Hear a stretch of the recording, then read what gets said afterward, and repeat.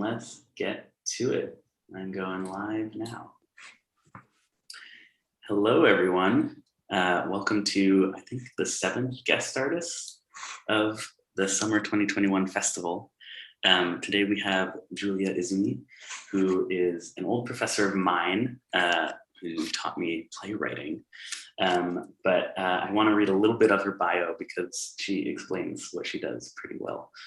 She is a writer and performer who makes plays, musicals, and other theatrical nonsense, which I just love.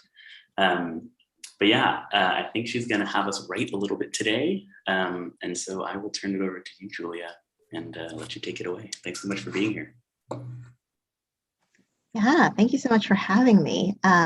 So yeah, I'm Julia, and I am calling in from Japan, which is why this is so early in the morning for you all. So thank you, everyone who's joining in for this morning time.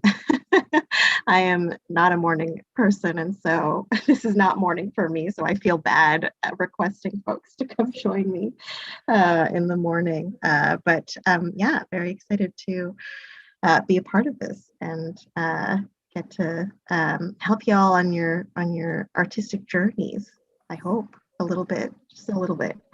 I also hear that you are all, or a lot of you are going to be participating in this 48-hour challenge. And so most of the sort of exercise that I have prepared for today are just kind of just a lot of like bunch of like little warm-up exercises to sort of get your creative juices flowing and maybe give you a couple tools to maybe look back on if you get stuck in any of your creative processes, either a 48-hour challenge kind or one that, you know, takes a little bit longer than or a lot longer than 48 hours.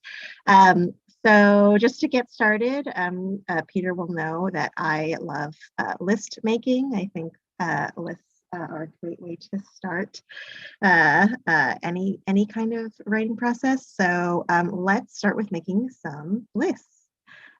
So first off, list every single color.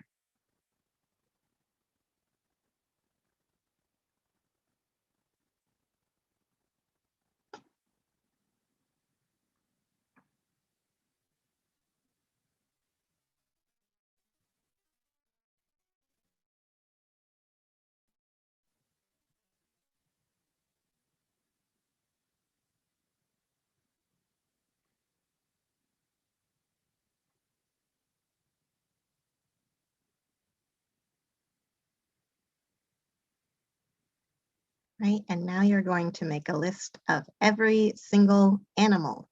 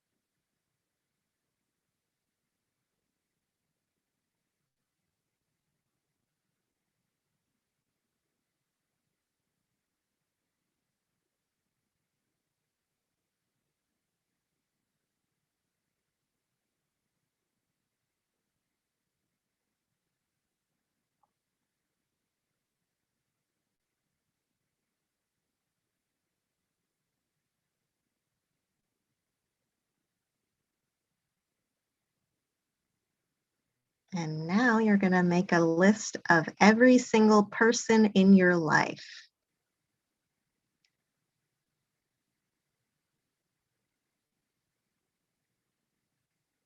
And then you're going to, in a couple minutes, regret all the people you forget to put on this list.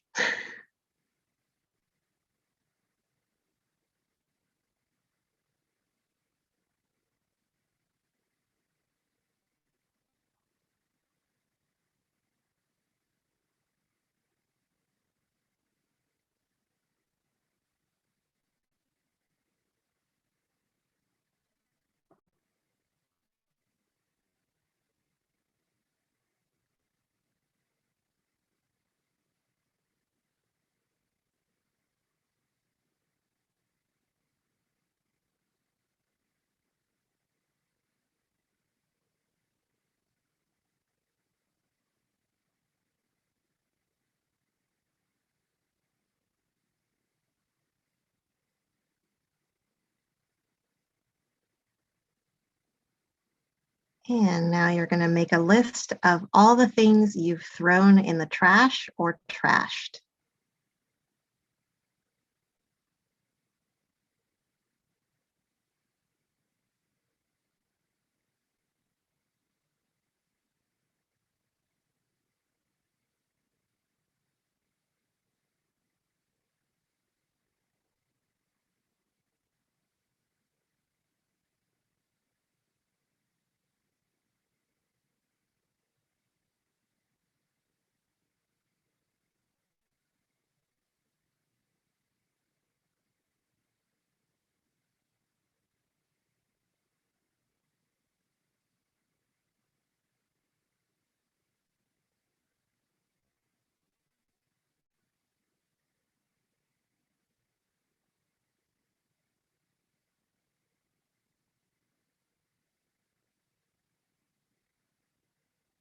And now you're going to make a list of images from your childhood.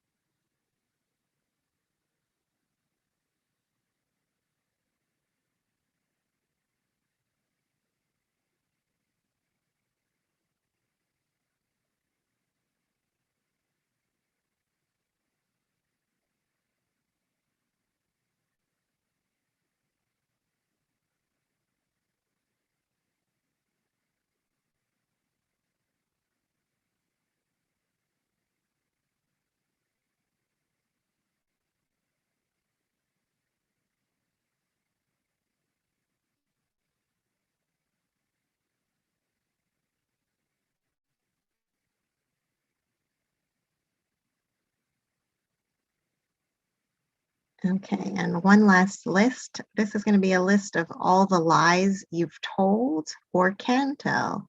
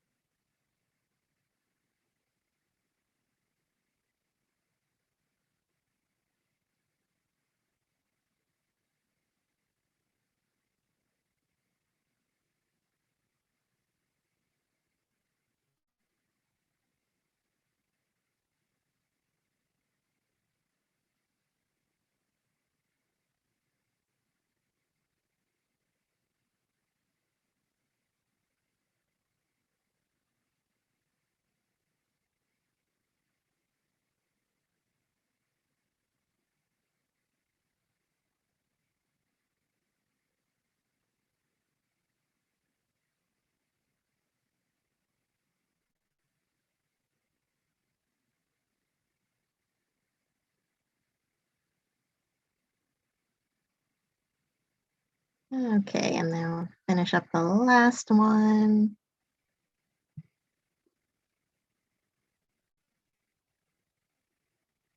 Now go through your many lists and circle or bold or highlight or whatever 5 things on your list that you like.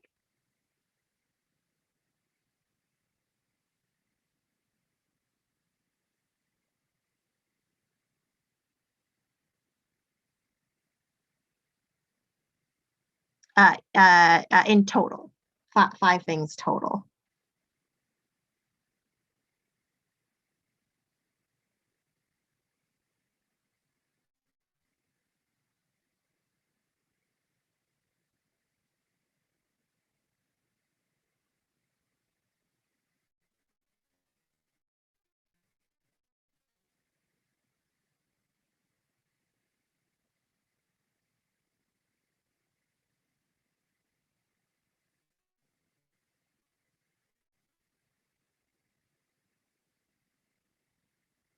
Everyone have their 5? Pretty set-ish. Yeah. Okay, and I feel like since there's few of us, I feel like we could each take a moment to just share those 5 things, if that's all right. So would anyone like to begin, or shall I call on someone? Is there a way that it worked better? Peter or Shoshana? Oh, Jake, you want to go? Go ahead. Sure. I picked cerulean, ocelot, cat, my friend Ian, and my Game Boy, which was my in my image from childhood list. Is that 5? I love that. Yes. Yeah, that's 5. Also, it's okay if you have more or less than 5. That's okay too. Oh, Do you want to pass it to someone, Jake? Peter. Sure. My 5 were chrysanthemum. And then on the animal list, I did lion, tiger, bear, and then I put oh my. And then I had cousins, parentheses, too many. And I had soap wrappers. And then I had at the beats, which was an image from my childhood. I love that. Why don't you pass it to someone? Yeah, I'll give it to Dorothy. Okay. So I wrote white, dogs, Aunt Rebecca, nights at Mid-Autumn Festival. It's like a festival when the moon's full. It's my childhood thing. And then I'm fine. That's the line that I tell a lot. Oh my gosh. Yep. That is both heartbreaking and wonderful. Eric or Shoshana, would you like to go? Yeah, I'll go. I don't know. Man, my lie list did not get dark. But it's on my list, so you'll hear it. Okay, so I have Anteater. For people, I put all of zFest, which was easier than listing. And then I have Pens That Don't Work, sledding at Kane Park. And I didn't realize that that I wouldn't be able to put in payment for your Amazon Prime, so I'm going to pay you back for it.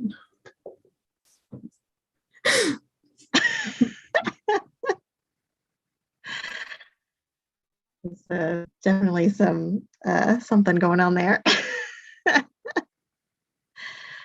Eric, would you like to share?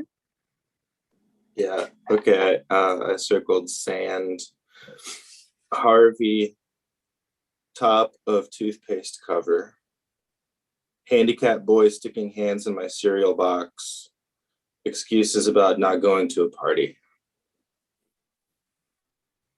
Nice. I definitely would have had that on my list too. Amazing. Thank you all for sharing. You've all shared something that you've written, which is such a brave thing, in my personal opinion. So thank you all so much for that. Okay, I'm going to keep in the spirit of having us speak aloud things. And I'm going to move to this exercise, which is an improv exercise that some of you may have done before. Do folks have things around them, items that they can grab? Just any old items.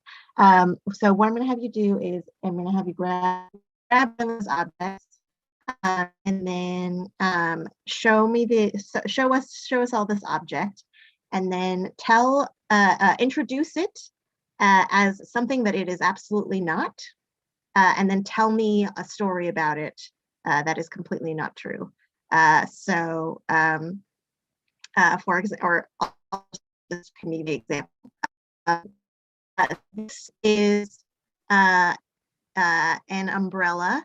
It is a very exciting and special umbrella to me because when you open it like this, little stuffed penguins also rain down from it, and I really love stuffed penguins. My mom gave me this umbrella, and so I take it with me wherever I go, and I get an extra treat anytime it rains, because rain always makes me a little bit depressed. So it's a very exciting special umbrella. So something like that, and then just call in another person to share the next thing, and we're gonna do a couple, like maybe 2 or 3 or 4 rounds of this. See if we can see how far we can go before it gets too mundane. So I will pass it to Dorothy. Okay, this is really hard. Hang on. I have this. This is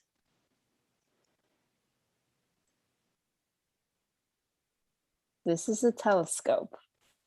You can see through it from this side onto that side. And when you see through it, although this is the smaller side and this is the bigger side, you will actually see wider of everything in the opposite side of what you're facing. So if you're facing this way and you're looking through it this way, you're actually seeing it over there. There's a very special thing that you can, I don't know, look through when you're bored, or you want to spy on people behind you. That's the best I can do for now, being the first one called up. I know I put you on the spot. Yeah, call on somebody else.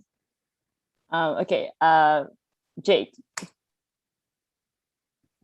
Okay, well, this is my favorite guitar that I toured with. My favorite concert we went to was with my metal band, my first metal band, when we went to Okinawa, Japan, and we played in a great venue. It wasn't sold out, but it was pretty full, and we recorded our first live album there, playing our songs, and I think the solo that I had on there, on the third song that we played, was probably the best solo that I've played in my life. Like, I think it just really highlights my playing, and this has just basically been my lucky guitar since then. So Peter, why don't you go next? Great, thanks for showing us your guitar, Jake. This is an empty shower, and it's an interesting story. It was really full up until recently, and then I caught my 73-year-old landlady taking a shower, and the power went out while she was taking the shower, and she forgot a towel, and she thought I was out of an apartment, so I had to bring her a towel, and now the shower doesn't work anymore. I don't know why. The power went out and there's no more water in it. So when you turn on the shower, it just like hisses at you. And it's really nice. I've used it in a lot of compositions, but it's an empty shower. Shoshana. Okay. This is a magical bottle of alcohol for a mouse. It's magic because only when a mouse drinks it, they will have a superpower, potentially the ones we were talking about before this.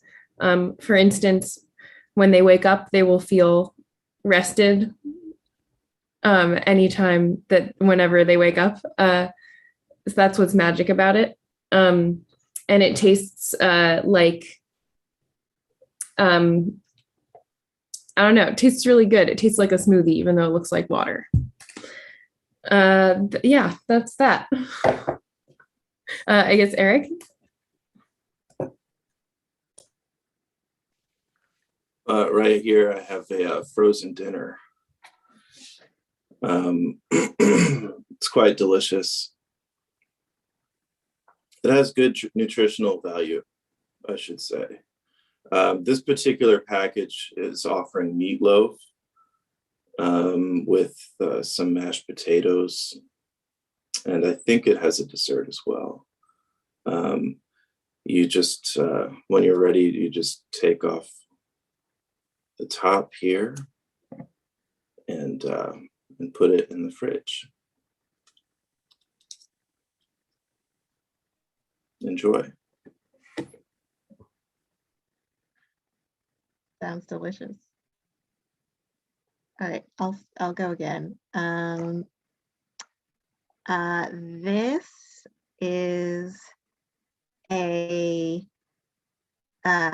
tambourine for specifically lizards. It's specifically for lizards because their hands are like the right size to just like come around it just like a little bit like that. And that makes them be able to like tap it really like just really nice sounds on this tambourine with the way that the lizard's hands are, and just like the width of it, it all just happens to make the best tambourine noise that can ever be made. Peter, why don't you show us something else you got? Yeah, thanks for that lizard tambourine. This is my grandma's old cashmere scarf, and it keeps me warm in the winter. Definitely does not have any lint or something on it. But yeah, it's really nice. It covers your whole neck like 4 or 5 times round. And it's just like really bulky, keeps you warm. And like my grandma had it like during the Great Depression, and like it was her first scarf that she got. So like a lot of sentimental value. But yeah. Let's go to Jake. Well, hello, everybody. I'm pleased to share with you this very strange, it's the fuel to an alien flying saucer that was given to me last night. It's really weird. Like, I can't believe I didn't mention it at the beginning of our meeting that I was abducted by aliens, but it happens all the time, so it slipped my mind. But yeah, this particular time they gave me this, which I'm still trying to figure out how it works, but it supposedly powers the engine that they use to fly around in their flying saucer, and it's really weird and pretty valuable. So I'm honored to have it, I think, but it also might be pretty dangerous. So it's a little scary, but Shoshana, why don't you go next? This is my favorite dress. I like it because of the green pattern, and the fact that that it has so many pockets in so many strange places. Like there are pockets all over. You can't see them very well, but they're in the normal place that you would have pockets, but also all along the back. But it still looks great. And I will wear it probably for the final gala, Eric?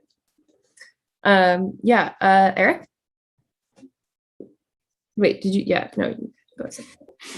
I'm not sure if I should show you this, but this happens to be the composition I'm working on for zFestival. This is the score. It's for 4 harps, and I'm just showing you the back of it because I don't want to give away my ideas.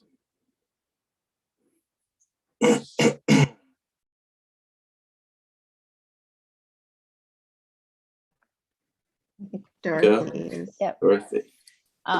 Okay, so this is a bicycle for giraffes. So giraffes can ride this bicycle and they're 4 different petals because they can like, you know, fully integrate their bodies.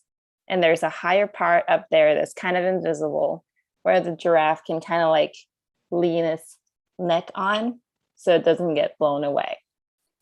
And when giraffes are on this bicycle, they can travel at such slow speeds that they can see like every insect crawling.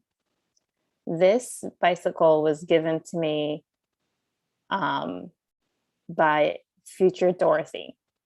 So this exists, it's traveled back in time.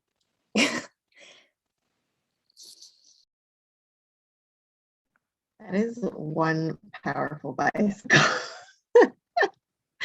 That is amazing. Thank you all so much. I could literally play this game forever. It's one of my favorites. And it's also been like one of the few things that has been enhanced with Zoom, because when you have like the option of like anything in a person's room, it can be the options are often limitless. So thank you all so much for sharing all those magical, wonderful things that just happen to be sitting around. All right, great. So now what I'm going to have you all do is I'm going to give you like not too much time, like maybe like 3 or 4 minutes. And you are all going to write a really, really terrible, horrible love letter to either a made-up person or a person that you hate. And when I say a horrible love letter, it can be, you can take that however you would like. It can be horrible because it's actually maybe really mean, or it's horrible because it's really sappy, or it's horrible because it doesn't make any sense. Whatever you'd like. And make sure to sign it so that we know who it's from. So yeah, I'll give you about 3-ish minutes. Begin. You said a made-up person or somebody we hate. Those are Yes. the options. Yes, those are the options. The person you forgot on the list of all the people you know.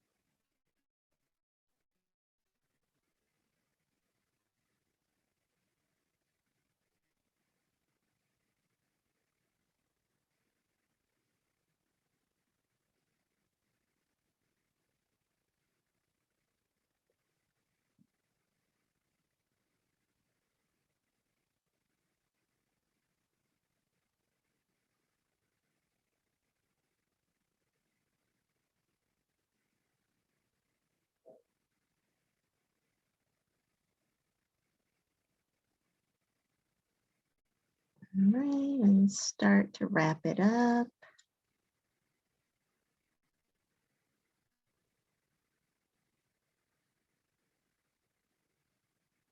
And make sure to put a finishing touch.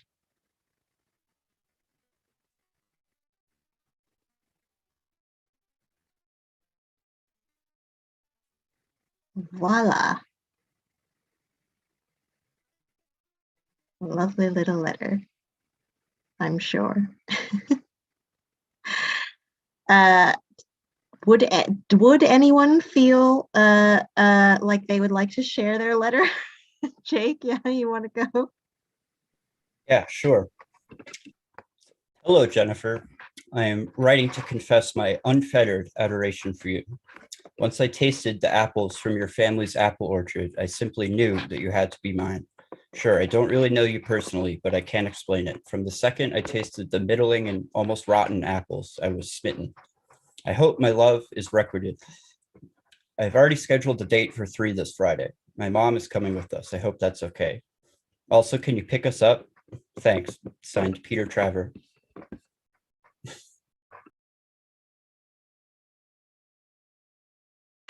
Peter! Excuse me. Besmirched his name. What a treat. Would anyone else like to share? You don't have to, but if anyone feels like. I could do mine. It's pretty stupid. Love it.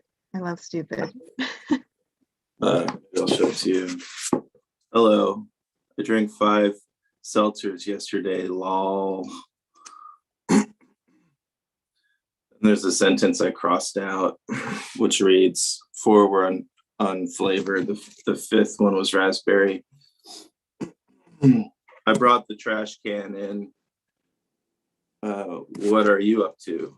Regards, Eric. Dumb.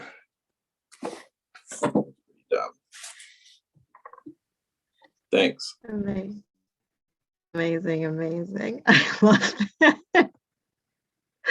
I love a non-love letter, love letter. It would be pretty bad. Anyone else? I can go because Yeah. I thought it's funny how Jake's letter was talking about apples, and I happened to also wrote something about apples, but it's just like a Oh my sentence. gosh. I'm having a lot of difficulty. So I said, Kind of "Dear," romantic. maybe, "I'm sitting in this bench thinking about what has happened in the past few days, and I cannot get over how magical it is for you to have thrown apples to my face. It makes me so happy, and my left eye is purple. I love our time together, and I think you love me too." That's it.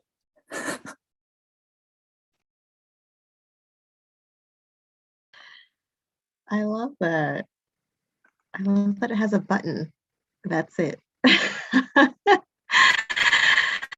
I will share mine that I wrote before, just because I feel like that I shouldn't leave it just up to you guys to share. Things that I tell you beforehand should be bad. Dear Doopsy Poopsy, I love you. I love you so, so much. I love your eyes. You remind me of flowers, which I like to eat. You make my heart go wah wah. I get very horny when I think of you, and it makes me smile and want to eat garbage. I hope that someday I'll find a bird that I love as much as you so that I can put it in a cage and keep it there until it dies by starvation. That is how much I love you. Doopsy Poopsy, I love you so much. I want to make you starve. Thank you for being born and existing so that I know what to do with my life. I hope that someday I can eat your arm and leg. Love, me. Period.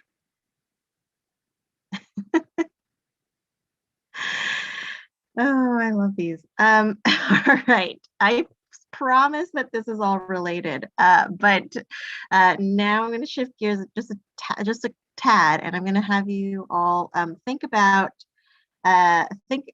on the past 2 weeks, maybe either or both the time that you've spent at zFestival, or everything else that was happening in your life outside of zFestival for the past few weeks.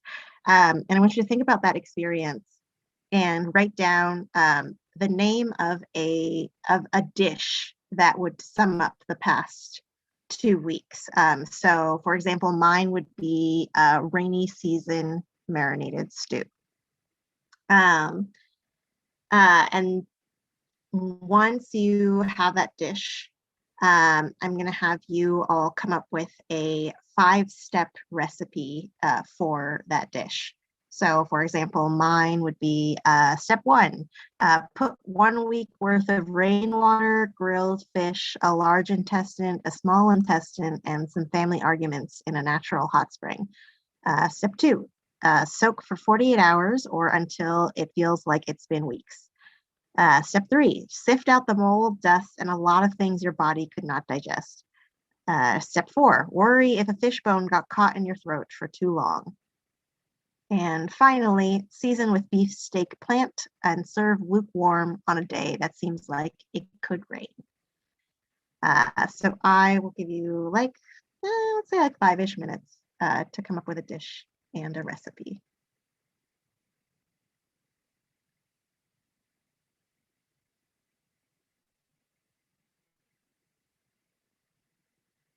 I should have thought about YouTube and come up with like something fun to put on the screen while you all write, so that I'm Just not all of staring us at my looking face. stressed. Do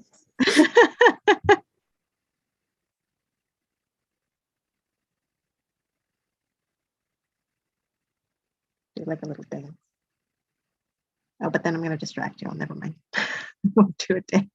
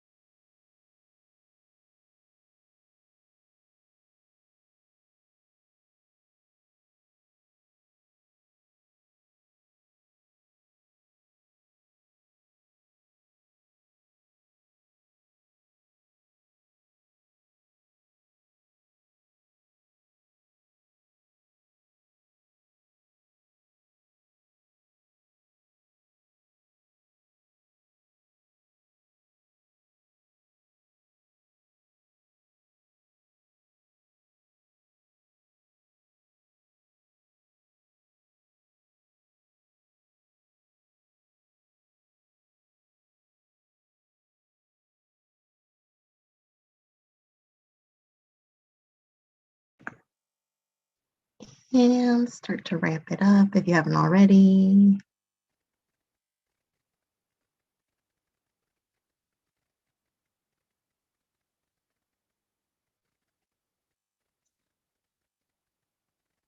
And voila, a recipe for disaster. Just kidding. I hope your last 2 weeks weren't disasters. Awesome. Does anyone want to share? Again, no pressure, but if you'd like to, giving you an opportunity. Yeah, Eric, go ahead. Okay. My dish is called mute pasta. Step 1, move the bookshelves to the center of the room. Step 2, be sure to tune up the frog bowls. Step 3, when you are ready, travel to the bathroom in the far corner. Step 4, replace the sun shield for the dashboard. Step 5, let sit for an hour to an hour and a half.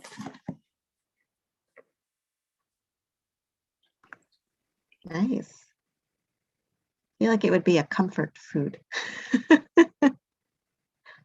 Mute pasta. Anyone else? I can go. Mine Yeah. is called eggs steamed with thyme. The first step, in 3 seconds, crack 5 eggs into a teaspoon. Step 2, beat the eggs with a baseball bat.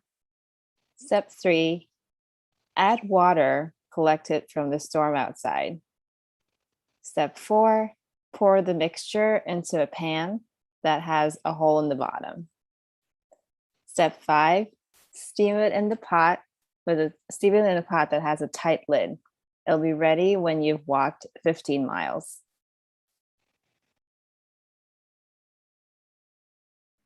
What a treat. What a hearty meal. I love these. Yeah, thank you all for sharing. So the reason why I had you guys write a letter and then a recipe is because I feel like recipes and letters have, I guess, like 2 things in common. And one is that they both have a beginning, middle, and end, which is the same as all stories and most time-based art forms. And this is such a basic concept, having a beginning, middle, and end. But it is so basic that I feel like few people take the time to actually like acknowledge it, acknowledge it and recognize it. So much so that like you'd be surprised how many things I see where I was like, oh, that didn't have an ending, or like, oh, you kind of actually don't have a middle. And so it's really important to have a beginning, middle, and end in most things you create. So in my world of storytelling, and sort of the narrative world of storytelling, there are often sort of 2 options when we think about a beginning, middle, and end. Do we end where we started, or do we end something somewhere completely differently? If we start and end in different places, then the middle is all about like, how did we get there, and how did our understanding of the world have to shift in order for us to get to this different place? Like, what are the things that we had to overcome, or what are the things that we had to learn, or maybe what are the things that were kind of blocking our view of this new place that we were trying to get to, and sort of what had to sort of lift in order for us to see this new place and this new space for us to get to there. And if we end in the same exact place that we started, the middle is all about like, how do we shift the perspective of that same place over the course of that middle. So even though it's the same exact place that we started in, the perspective of it, or the view of it, or our understanding of it has to change.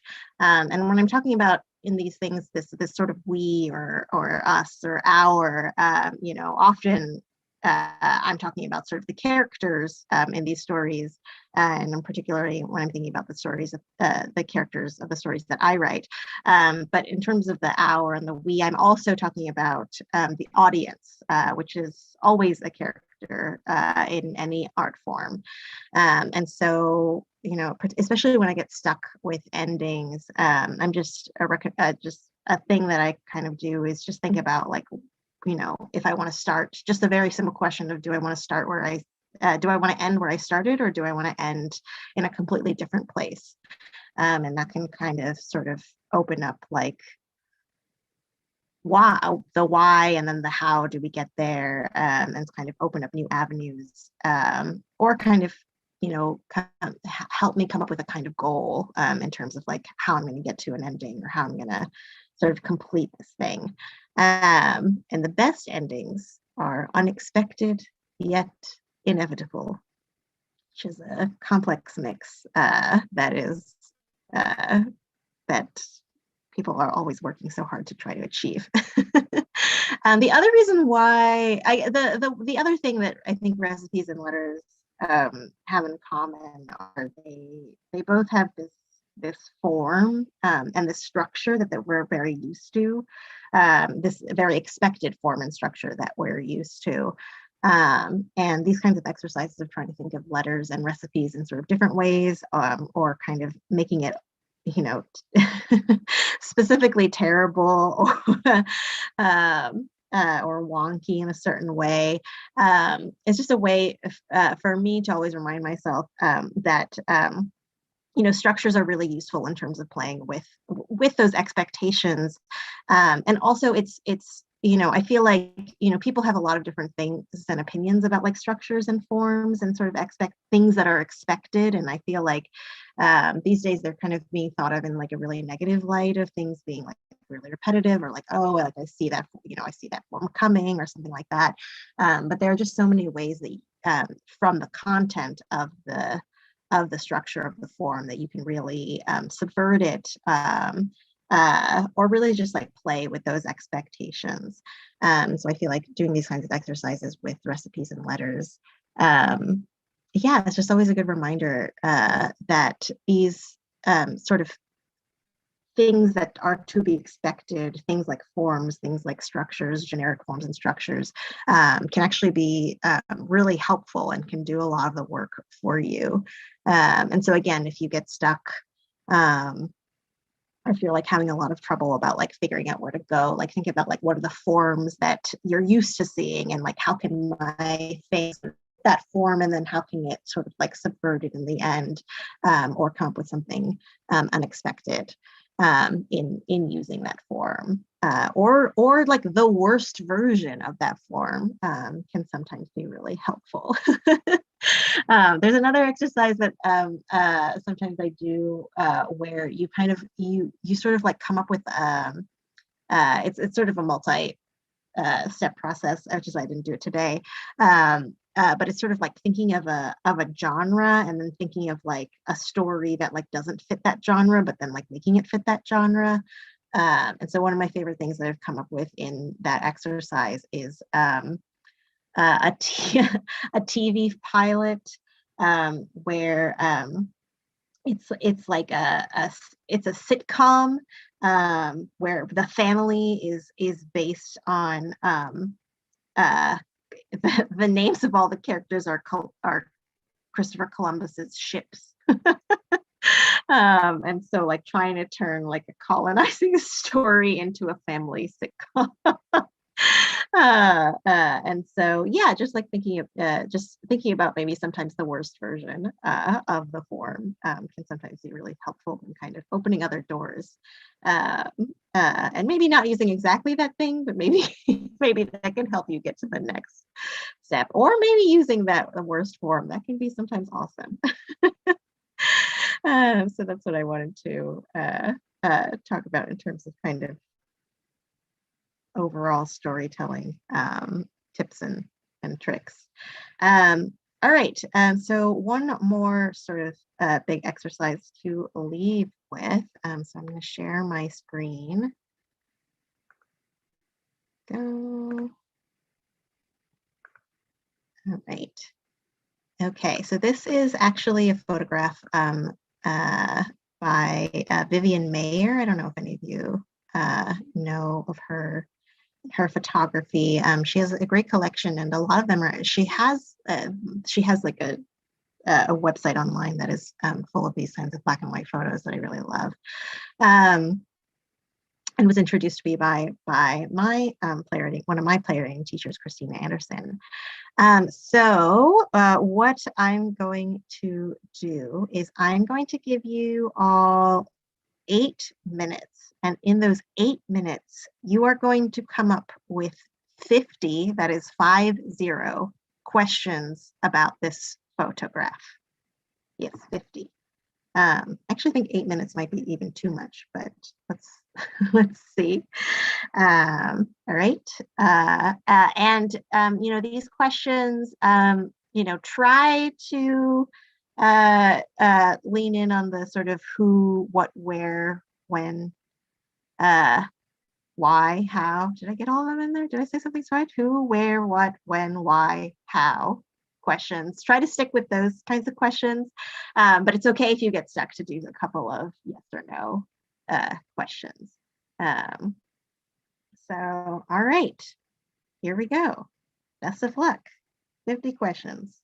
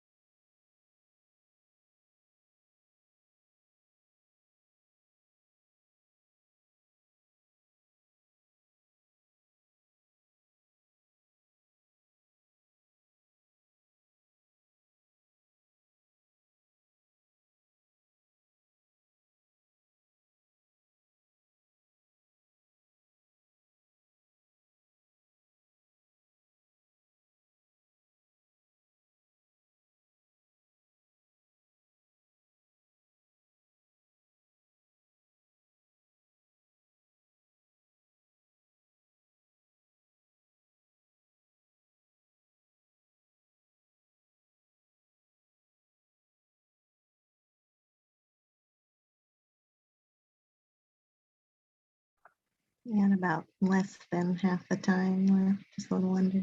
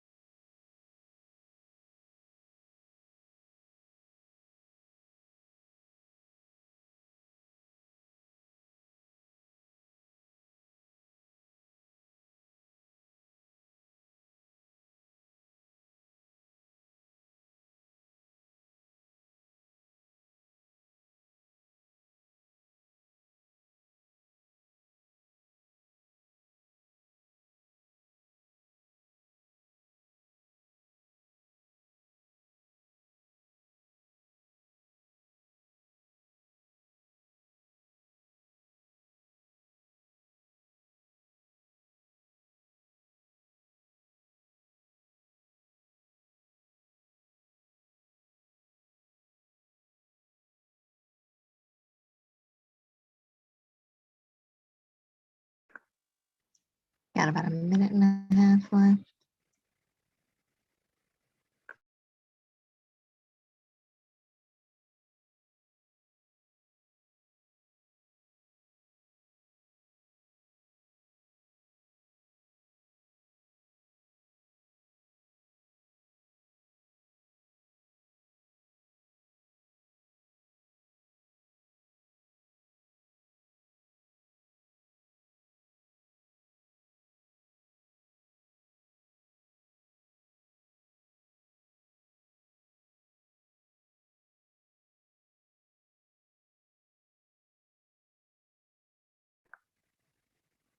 About 45 more seconds.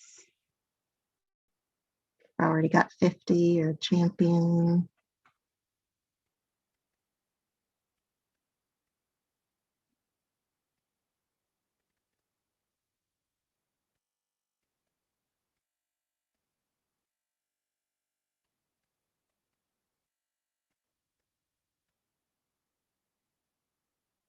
About 15 more seconds.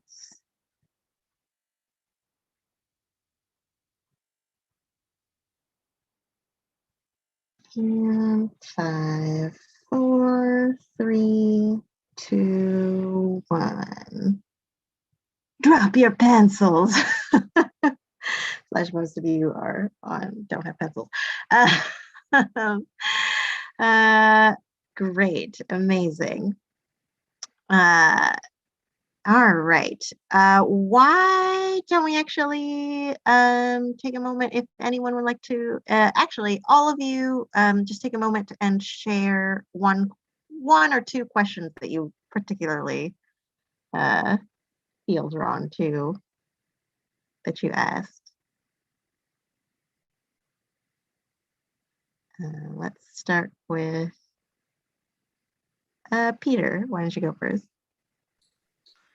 Sure. One of my questions was, why is the exit of the bus labeled entrance?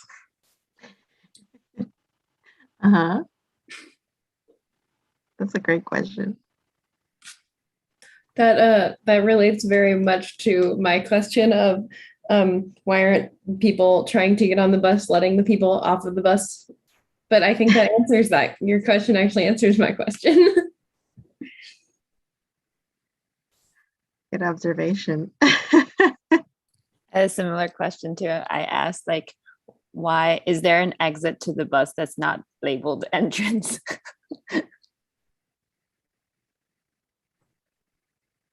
Amazing.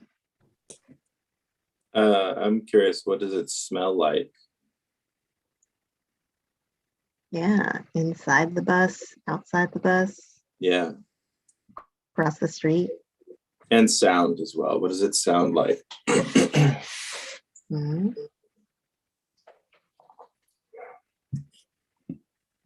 Oh, I should probably stop sharing. Hold on. I feel like it Ask was a me. question. Oh, sorry. Oh, sorry. I asked a question whether Go or ahead. not there's a coin operator inside the bus. Because it says 13 cents. And I'm like, how do people actually like count 13 cents? One of my questions was how much more expensive does the bus get in 2 years?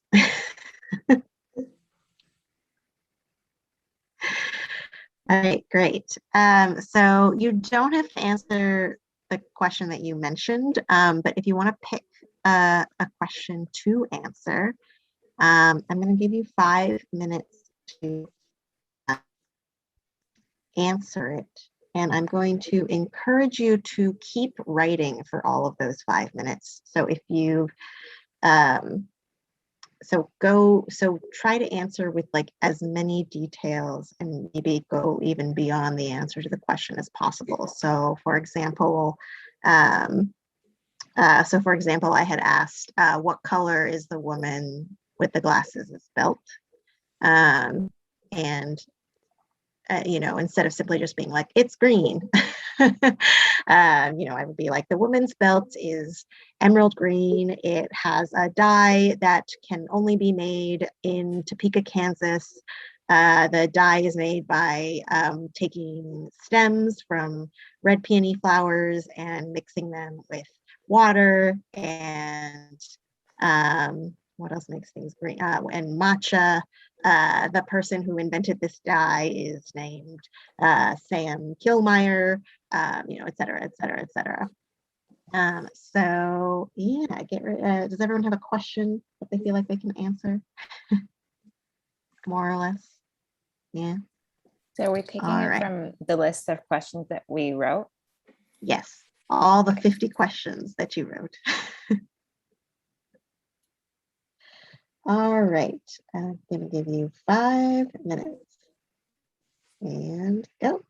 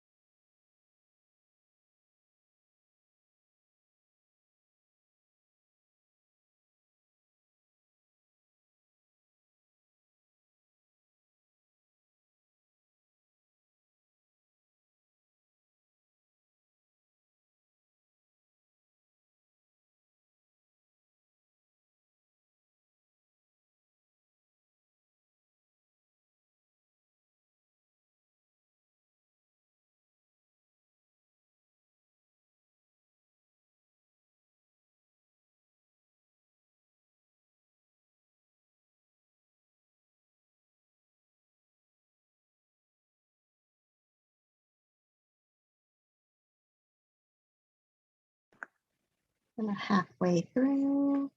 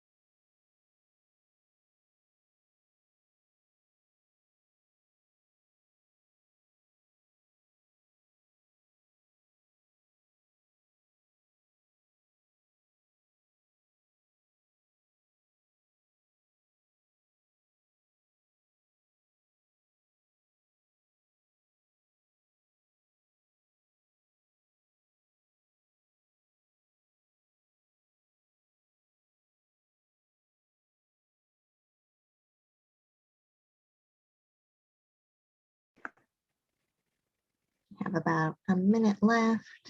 Keep writing if you can.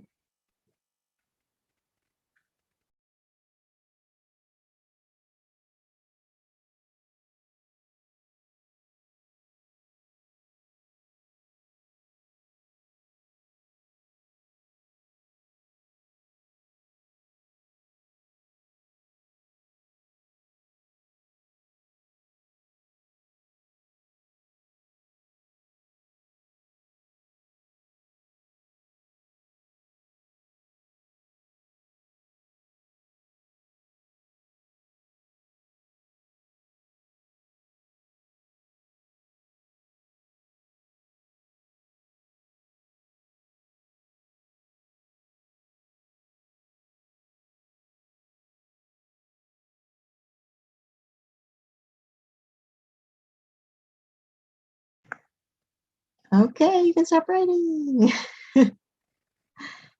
Hooray. Okay. Oh, does anyone want to share a little bit of their answer? Don't have to. Little shrugs, maybe. Sure, I don't mind. Go ahead. It's not that long. Should I just read it? Yeah. The question was, where was she before this? She spent the night with her lover. She has been meaning to break up for some time, but it's been very difficult. The night was not terrible, but when the morning came, she resolved to end it. This will be the last time she is in that house. This will be the last time she uses this bus. This will be the last time she is on this side of town. She has stepped off the bus. She gathers herself. It is the beginning of a new day.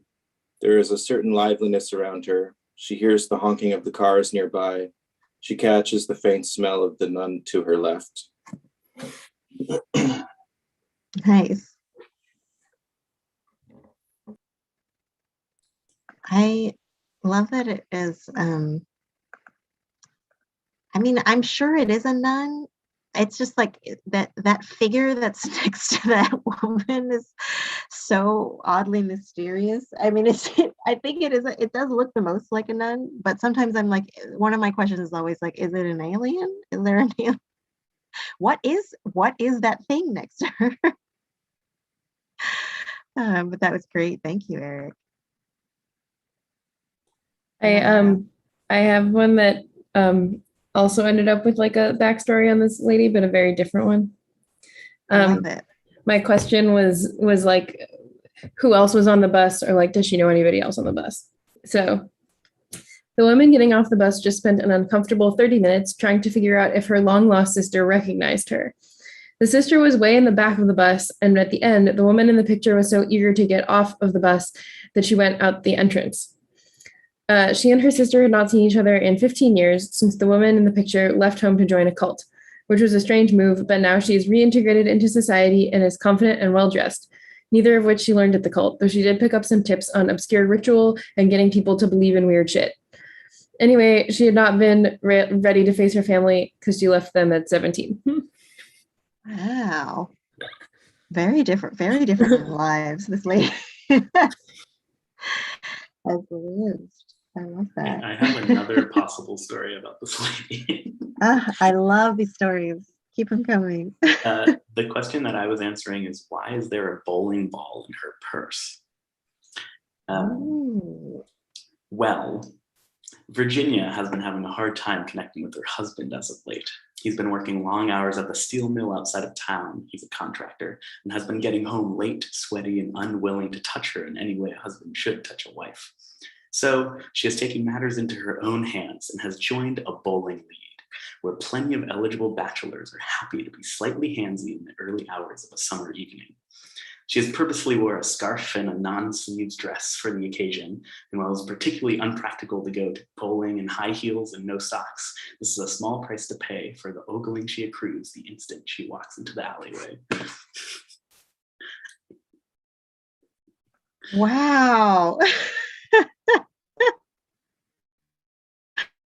Where I thought this was gonna go. Like, you guys gave her lovers and I gave her a cult, but Yeah. What is a bowling alley but a cult? Amazing.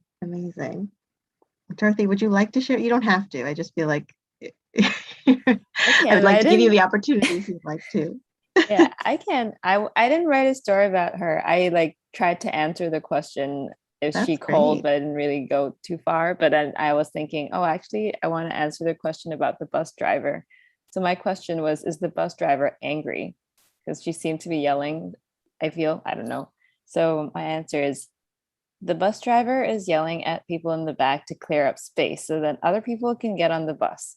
It's bad enough when people aren't exiting the bus where they should be, and that people who are trying to get on the bus aren't exactly in a line either.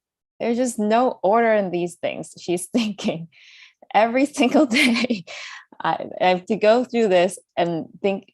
I didn't really like formulate this part, but basically, like every single day, she had to think about how to play Tetris with people. And then the last thing I wrote is, it's so hot and stuffy inside the bus with only these tiny windows. And all this yelling is really costing me to sweat every day. That's where I left off.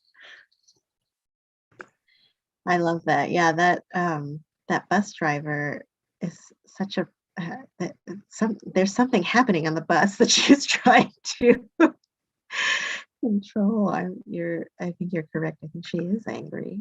And it is probably stuffy on the bus. That's amazing. Thank you. Thank you all for sharing. I love all these varied stories.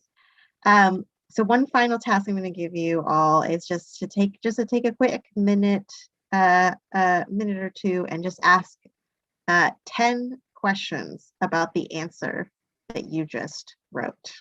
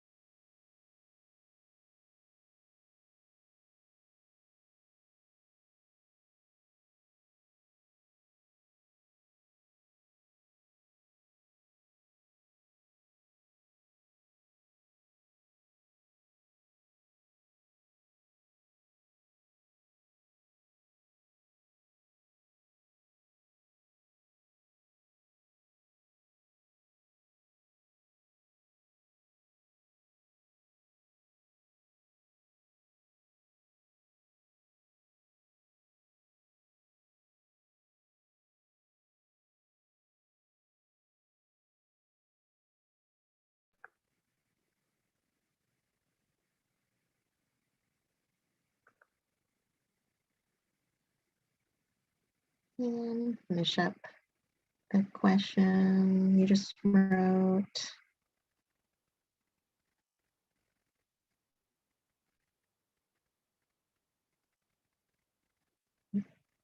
And time.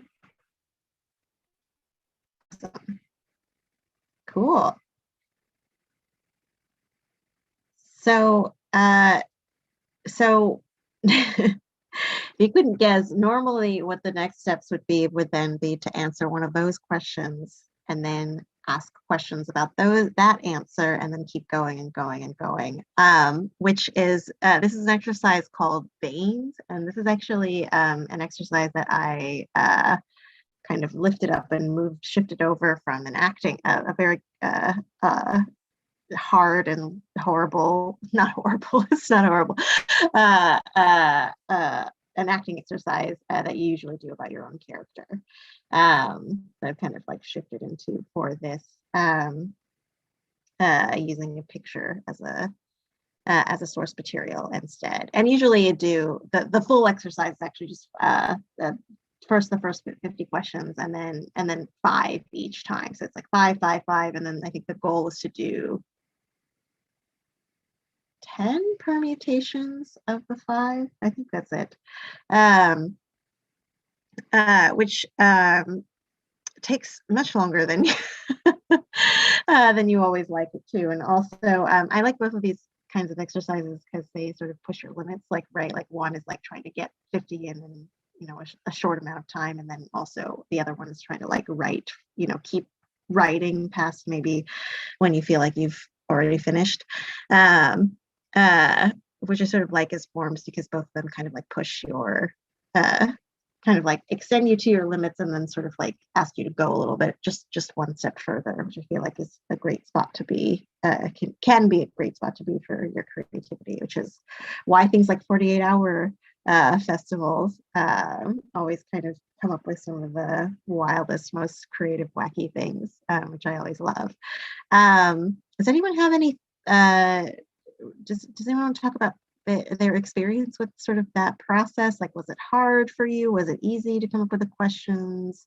Was it exciting to imagine sort of the lives of these people, etc.? Yeah. Anyone have thoughts? I had trouble coming up with all the questions, which might have been partly because I was writing with handwriting. But then like the story was a lot of fun. So that was cool.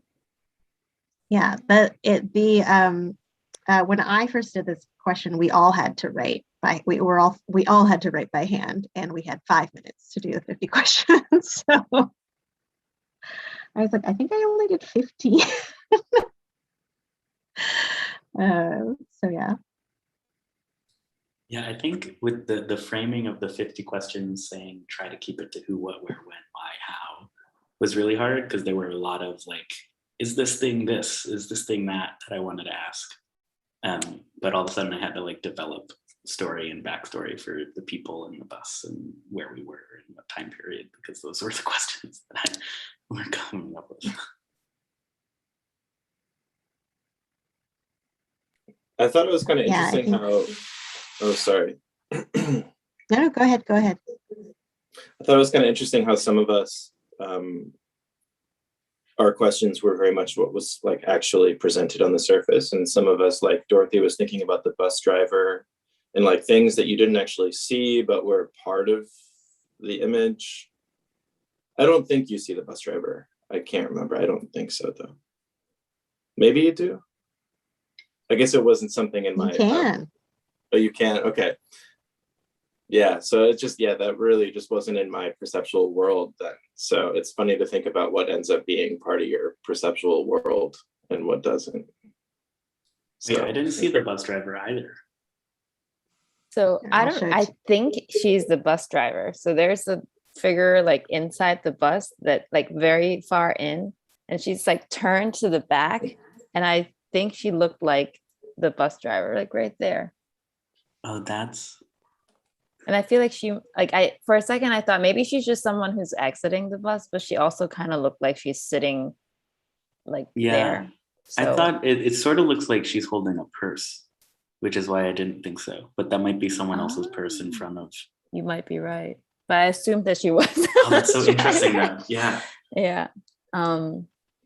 Yeah, I think going along with what Eric was saying, I think that was my experience as well. I like for me, I thought I was being very linear about some of the questions because I think like that's usually how I first start certain processes. And then I think my creativity would just like kind of like starts at some point after I ask a lot of like very like mundane and linear questions.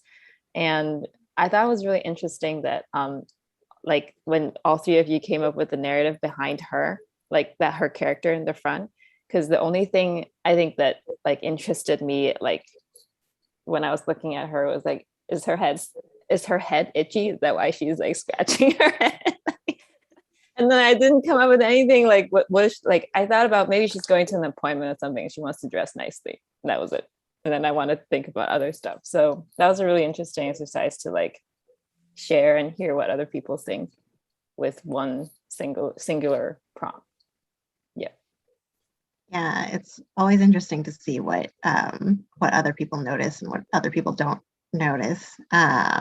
And it's so funny, I've seen this photo like a few times, but every time you don't think like a photo, you know, like a movie, sure, but like a photo, once you've seen it, you've seen the whole thing, right? But like every time I see it, I'm like, oh, there's like this other thing over here.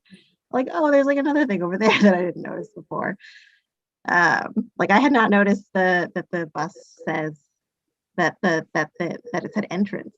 Like I'd never seen that. So it's always really interesting. And it's also why collaboration is important, because all the different people see different things, and it's important to incorporate all those perspectives. Look at that. Look at how I tied it back to the project. Very exciting. It's also really interesting because sometimes, or this last time that I did it, like, you know, for my, like, in order to come up with more questions, I had to sort of like invent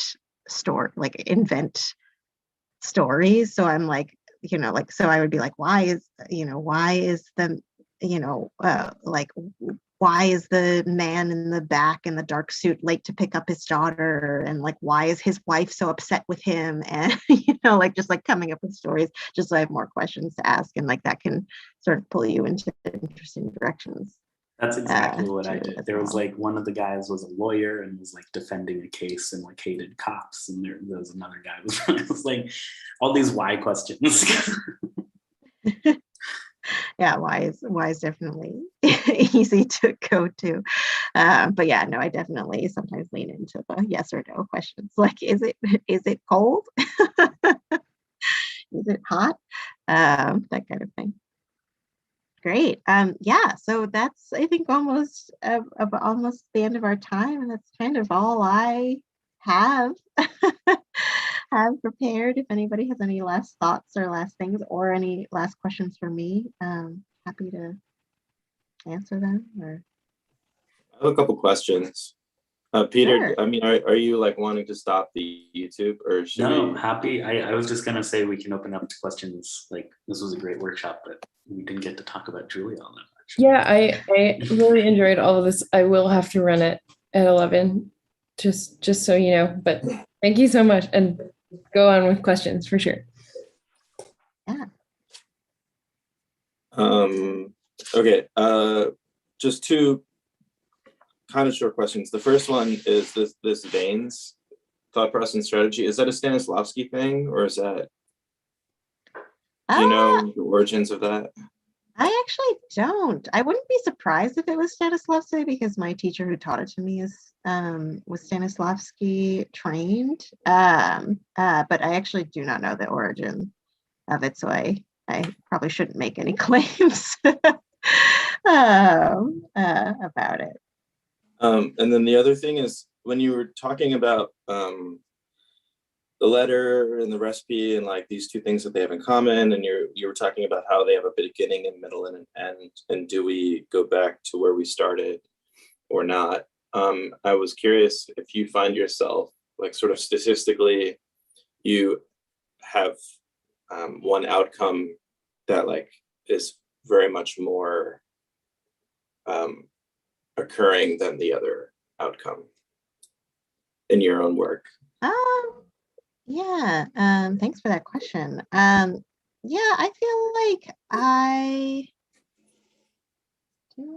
guess I've done, well, no, I guess, I feel like what tends to happen with my stories, at least, is that like the main character wants to end in a different place.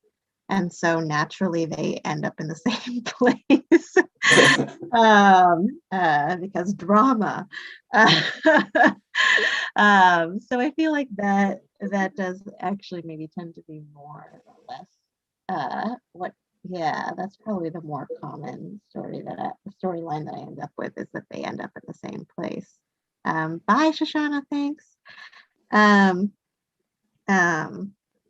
Yeah, that's probably what ends up happening. It definitely. I have very arrogant characters, and so it often serves them better to end up where they started, with all the things they learned in the process. Yeah, thanks. I have one question. I don't want to keep you too much past the time, but I feel like back in the day, I talked with you about writing for characters, or from the perspective of people who don't look like you, who don't think like you, who don't feel like you, and how to just wrap your head around that in an authentic way that like gives truth to their story without co-opting it into your own narrative.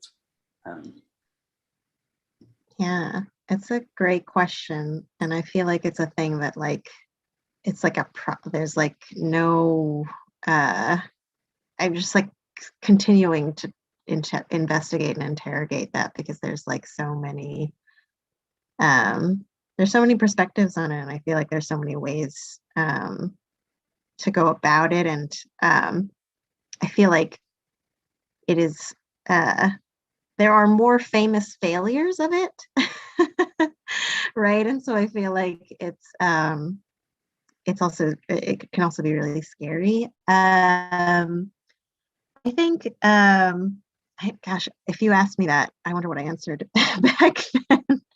What was it, like 3 or 4 years ago? But yeah, I think that the thing that I've said when I've been asked this before is that, and what I feel is true about when I do it too, is that like is, to be prepared and okay to be told that you're doing it wrong is like, I think, step number one, because I feel like you're you're undoubtedly not going to get it right the first time, and it's always going to be like a constant process to get there, and it's always tricky because you also don't want to hurt, you want to do as little harm as possible in that process, and so definitely like listening to what other folks have to say about it is really helpful, and then also just I don't know, just really doing the research and really making sure to treat those characters, the ones who have different experiences as you, just to make sure to treat them like humans, and really think of them as humans, which I know that is kind of like, duh, like of course I'm going to think of them as humans, but sometimes it's and I do this too, sometimes you get tricked into thinking about characters as characters and not humans, as like kind of like objects for your storytelling purposes and not as humans, and so really always thinking about them as the human, and like who is this human, and like what is their life, and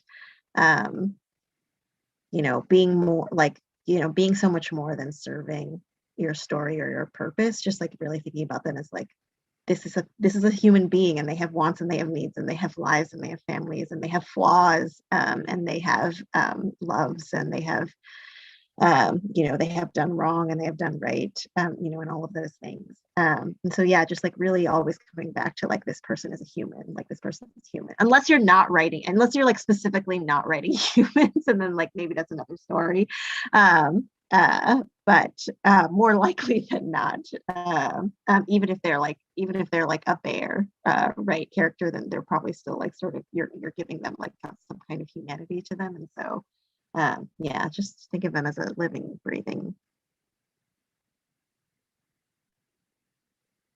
I don't want to call it thing, but a living, breathing being.